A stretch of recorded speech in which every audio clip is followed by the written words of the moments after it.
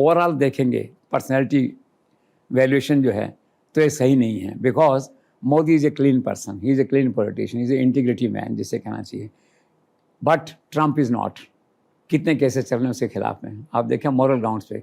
लेकिन मॉरलिटी को छोड़ दो, मॉरल वैल्यू सिस्टम को अगर छोड़ दो तो बहुत कुछ समानताएं हैं।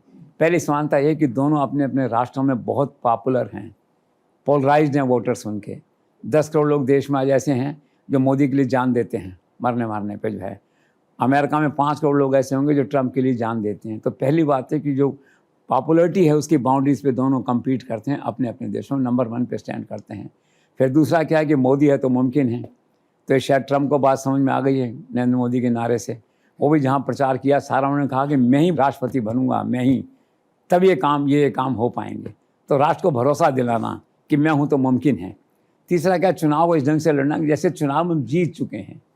यहाँ भी देखा था प्रधानमंत्री का प्रचार इस तरह का था कि हम 2047 की बात कर रहे हैं, अर्थात 2024 तो हम जीत ही चुके हैं। तो उनका भी वहाँ विचार कुछ इस तरह का था।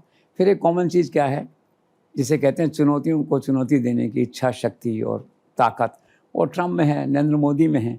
तो कुछ इस तरह की बातें हैं।